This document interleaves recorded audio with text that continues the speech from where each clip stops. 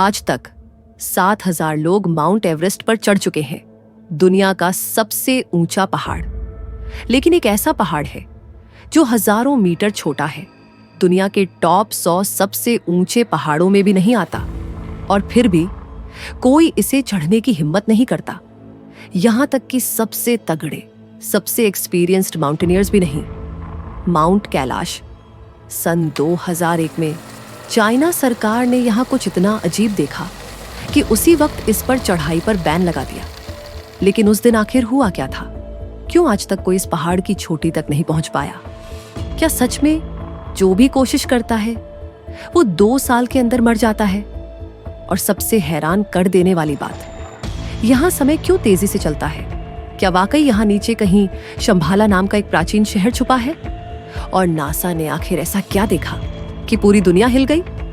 आज के इस वीडियो में इन सारे अनसुलझे सवालों और रहस्यों से पर्दा उठेगा। अगर तुम्हें भी ऐसे रहस्यमय मिथ और छुपे हुए सच रोमांचित करते हैं तो अभी सब्सक्राइब करो। ये है पीवी टॉक्स, जहां खोई हुई कहानियां फिर से बोलती हैं। साल था 1999। जब पूरी दुनिया W2 और नए मिलेनियम में खोई हुई थी, तब एक आदमी की नजर थी कहीं और, कुछ बहुत ज्यादा रहस्यमयी चीज पर। रशियन डॉक्टर अर्नेस्ट मुल्दाशेव ने ठान लिया माउंट कैलाश के राज खोलने का। ओ, मैं जानता हूं आप सोच रहे होंगे, सिर्फ 1999 में? इससे पहले किसी ने ट्राई नहीं किया?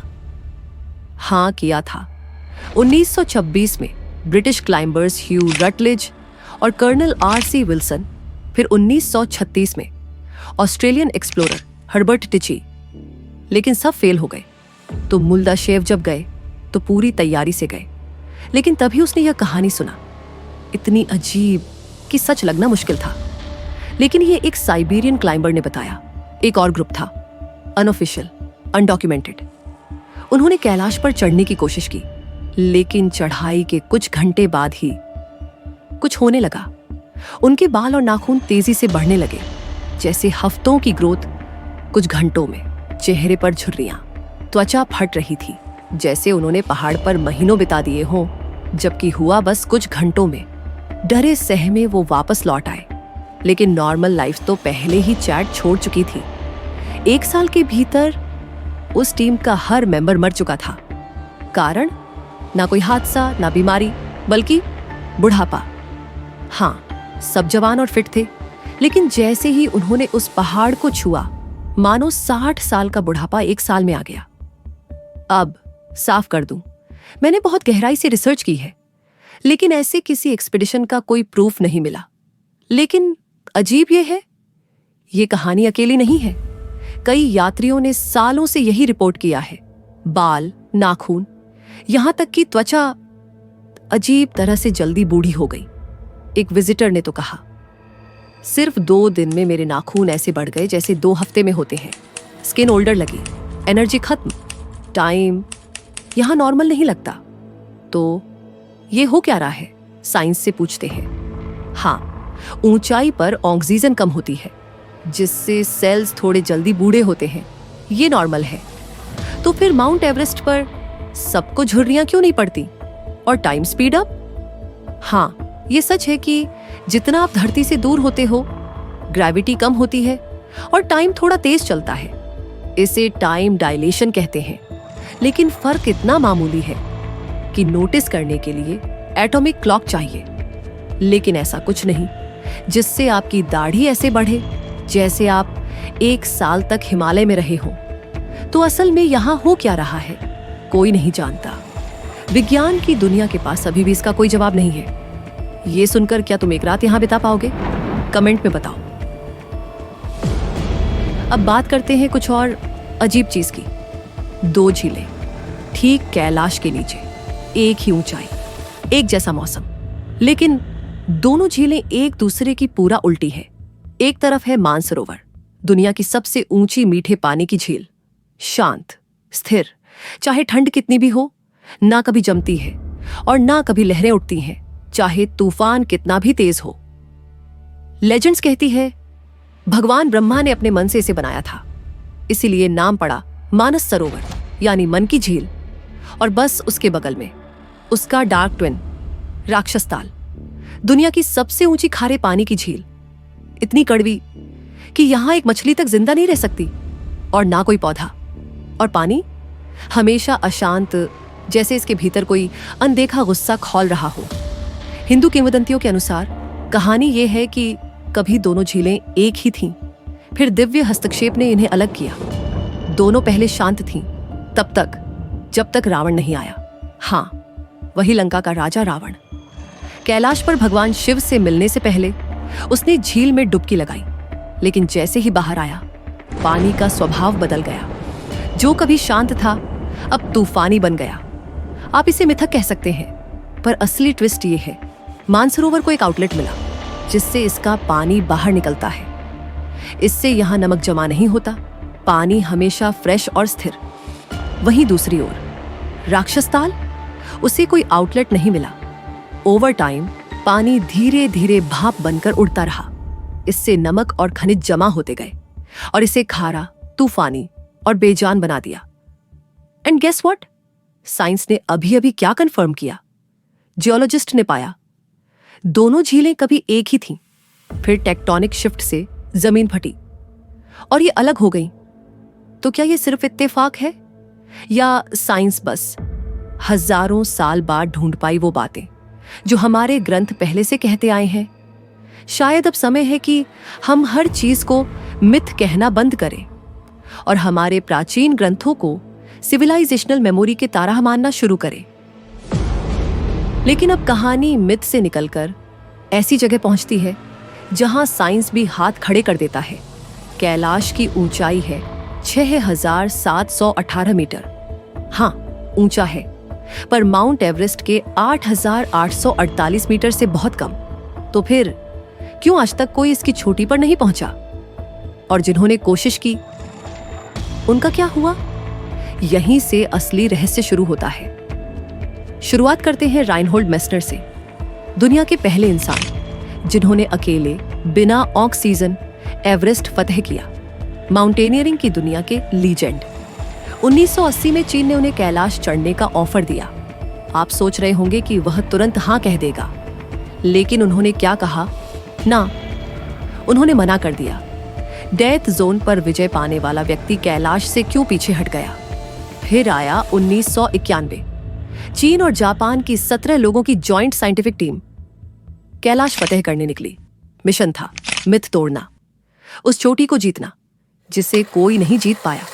शुरुआत में सब नॉर्मल, और फिर कुछ नहीं, कोई अपडेट नहीं, कोई मैसेज नहीं। बाद में एक रेस्क्यू टीम भेजी गई और जो मिला, सारे के सारे बर्फीले तूफान में दबे पड़े, मृत। लेकिन चीन रुका नहीं। 1996 एक और कोशिश, इस बार कोरियन चीनी टीम। लेकिन चढ़ाई तो दूर, उन्हें पहले ही रोक दिया गया। क्यों? उन्हें मिली अजीब सी पैरों की लकीरें, जैसे कोई या कुछ पहले से वहां था, देख रहा था। डर के मारे सब वापस लौट गए। एक और क्लाइंबर, कर्नल विल्सन, ने भी कुछ अजीब रिपोर्ट किया। उन्हें ऊपर जाने का आसान रास्ता दिखा, पर अचानक भारी बर्फीला तूफान आया, न जाने कहां से, और वह रास्ता गायब हो गई। इतना ही नहीं, कई पर्वतारोहियों ने भी यही सेम बात कही। ऐसा लगा जैसे हमें वहां नहीं होना चाहिए था। लेकिन माउंट कैलाश का राज यहीं नहीं रुकता। हमारी सबसे एडवांस मशीनें भी इसे जीत नहीं पाती। एक के बाद एक अभियानों को असफल होते देखने के बाद 2001 में चीन ने ठान लिया, अब कैलाश जीत के रहेंगे, लेकिन पैदल नहीं, हवा से। एक टॉप सीक्रेट हेलीकॉप्टर मिशन की योजना बनाई गई। एक साफ और शांत मौसम देखकर मिशन शुरू हुआ। पहले सब परफेक्ट था, लेकिन जैसे जैसे पास पहुंचे, अचानक बर्फीले ढलान टूटने लगे। आसमान में अंधेरा और बिजली छा गई। कंपस पागलों की तरह घूमने लगा। कोई दिशा नहीं, पायलटों को कोई अंदाजा नहीं दिशा किधर है। फिर बर्फ ने हेलीकॉप्टर को घेर लिया। विजिबिलिटी शून्य, और उनके पास केवल एक ही ऑप्शन था, वापस लौटना। किसी तरह जिंदा नीचे पहुंचे, और उस दिन चीन ने चुपचाप मान लिया, इस पहाड़ को जीता नहीं जा सकता। तभी से mount Kailash no fly zone है। पर क्या यह सच में किसी सुपर नेचुरल पावर की वजह से है, या इसके पीछे है साइंस? एविएशन एक्सपर्ट्स कहते हैं है। तिब्बत को रूफ ऑफ द वर्ल्ड कहते हैं। 4000 मीटर से ऊपर, चारों तरफ दुनिया की सबसे ऊंची चोटियां। प्लेन उड़ सकते हैं, लेकिन रिस्क है। क्यों? क्योंकि अगर इमरजेंसी हो, लैंड करने की कोई जगह नहीं, न मैदान न शहर, बस नुकीले पहाड़। कुछ गलत हुआ तो कहानी खत्म। लेकिन सोचो, सैटेलाइट और सुपरसोनिक जेट्स के इस जमाने में भी कैलाश आज तक अछूता है। कहते हैं कैलाश पर 4 का जादू चलता है। 4 धर्म, 4 पवित्र नदियां, 4 दिशाएं। पहले नदियों से शुरू करते हैं। एक ही बर्फीली छोटी से निकलती है। 4 महान नदियां, उत्तर में सिंधु, पश्चिम में सतलुज, पूर्व में ब्रह्मपुत्र, दक्षिण में कर्णाली, हर दिशा में बहती हुई जैसे दुनिया के दिल से निकली नसें। लेकिन असली कहानी तब शुरू होती है जब समझते हो ये सिर्फ पहाड़ नहीं, ये है 1 अरब से ज्यादा लोगों का सबसे पवित्र स्थान। धर्म अलग, सीमाएं अलग, लेकिन सबकी उंगली यहीं की तरफ, जैसे कोई अदृश्य ताकत खींच रही हो। हिंदुओं के लिए यह है भगवान शिव का सनातन घर। बौद्धों के लिए यह है मेरू पर्वत, पूरी सृष्टि का सेंटर, एक्सिस मुंडी, जहां आसमान धरती से मिलता है। जैन धर्म में इसे कहते हैं अष्टपद। यहीं पहले तीर्थंकर ऋषभदेव ने मोक्ष पाया था। और तिब्बत के प्राचीन बोन धर्म में यहीं पर आसमान का देवता धरती पर उतरा था। हर साल हजारों लोग इसके चारों तरफ 52 किलोमीटर की कठिन कोरा यात्रा करते हैं, लेकिन कोई भी इसे चढ़ने की कोशिश तक क्यों नहीं करता? क्योंकि लोकल मान्यता है वहां कुछ सो रहा है, कुछ बेहद पुराना, जिसे छेड़ना नहीं चाहिए। अब जो भी हम पहाड़ों के बारे में जानते हैं उसे भूल जाओ, क्योंकि कैलाश दिखता पहाड़ जैसा है पर है नहीं। दूर से देखो तो ये एकदम परफेक्ट पिरामिड जैसा लगता है, जैसे किसी ने काट छांट कर बनाया हो। हाँ, दुनिया में और भी पिरामिड शेप्ड पहाड़ हैं। कनाडा का पिरामिड माउंटेन, पेरू का अल्पा मायो। लेकिन करीब से देखो, सब में नेचर के निशान हैं। टूटे किनारे, टेढ़े चेहरे, बिगड़ी हुई शेप। कैलाश ये तो अलग लेवल पर है। इसके फेस बिल्कुल सीध में, शेप लगभग परफेक्ट सिमेट्री में। इसलिए कई रिसर्चर्स, जियोलॉजिस्ट और मिस्टिक्स मानते हैं ये असल में पर्वत नहीं, बल्कि एक मैन मेड पिरामिड है। रशियन वैज्ञानिक अर्न्स्ट मुल्दाशेव तो पक्के तौर पर यही मानते थे। उनका कहना था, वैज्ञानिक तौर पर कहना मुश्किल है, लेकिन मुझे पूरा भरोसा है कि कैलाश कॉम्प्लेक्स का सीधा कनेक्शन है धरती पर जीवन से। जब हमने सिटी ऑफ द गॉड्स का नक्शा बनाया, जिसमें पिरामिड्स और स्टोन मिरर थे, तो हम हैरान रह गए। उसका लेआउट डीएनए की स्पेशल स्ट्रक्चर जैसा था। डीएनए, ये आइडिया हवा में नहीं आया। हिंदू कथाओं में अलाकापुरी का जिक्र है, कुबेर का शहर। तिब्बती लोक कथाओं में है शंभाला, एक प्राचीन शहर जो कैलाश के नीचे छुपा है। और पता है किसे इसकी सनक थी? एडोल्फ हिटलर को। 1938 में नाजी जर्मनी ने एक सीक्रेट टीम भेजी थी तिब्बत, ये मानकर कि तथाकथित आर्य नस्ल की जड़ें यहीं मिलेंगी। उन्होंने क्या पाया या क्या नहीं, आज तक डिबेट का विषय है। कुछ रिपोर्ट्स गायब हो गई, कुछ इतनी डार्क है कि मानना मुश्किल है। अब आते हैं उन फैक्ट्स पर जो इस मिस्ट्री को और गहरा कर देते हैं। पहला, आमतौर पर कंपास सही दिशा दिखाता है, लेकिन कैलाश पर सुई गोल गोल घूमती रहती है पर नॉर्थ नहीं दिखाती। हिमालय की सबसे ऊंची चोटियों पर भी कुछ न कुछ उगता है, मॉस, लिकेन, छोटे पौधे। लेकिन कैलाश जीरो, यहां एक पत्ता तक नहीं, जैसे लाइफ को ही बैन कर दिया गया हो। लेकिन बात यहीं नहीं रुकती। ऊपर की तरफ बर्फ का एक और पैटर्न दिखता है, AUM का चिन्ह। और ये भी कोई धुंधला सा नहीं, बल्कि एकदम क्लियर, सही कर्व्स और डॉट के साथ। साइंटिस्ट भी मानते हैं, लेकिन इतनी प्रिसिशन कोइंसिडेंस नहीं हो सकती।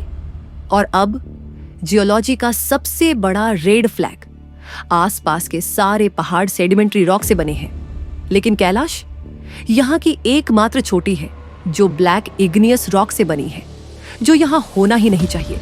तो अब तैयार हो जाओ, क्योंकि जो मैं आपको बताने वाला हूं उसने नासा तक को हिला दिया था। चीन के माउंट कैलाश पर रहस्यमयी और नाकाम मिशन के बाद इस पहाड़ के बारे में साइंटिफिक क्यूरियोसिटी आसमान छूने लगी। नासा भी खुद को रोक नहीं पाया। 2015 में नासा ने अपने सबसे पावरफुल अर्थ ऑब्जर्विंग सैटेलाइट को सीधे माउंट कैलाश की तरफ घुमा दिया, और जो उन्होंने देखा उसने पूरी दुनिया को चौंका दिया। कई सैटेलाइट इमेजेस में एक विशाल साया दिखाई दिया जो हूबहू एक विशाल मानव आकृति जैसा लग रहा था। दुनिया भर के लाखों लोगों ने इस इमेज को देखा और तुरंत एक कनेक्शन बना लिया। क्या यह भगवान शिव की दिव्य परछाई थी, सिर्फ इत्तेफाक, या कॉस्मिक डिजाइन? और फिर आया कुछ और भी अजीब। नासा ने माउंट कैलाश के चारों तरफ एक इंटेंस इलेक्ट्रोमैग्नेटिक फील्ड डिटेक्ट किया जो लॉजिक को ही चैलेंज करता है, लेकिन आज तक किसी के पास इसका क्लियर जवाब नहीं है। अब ये सब जोड़ो तो आपके पास क्या बचता है? एक ऐसा पहाड़ जहां फिजिक्स झुक जाती है, बायोलॉजी पीछे हट जाती है और हर कोने में सिंबॉलिज्म गूंजता है। जितना गहराई से देखो उतना ये पहाड़ एक पहाड़ कम और एक डिजाइन की गई चीज ज्यादा लगता है।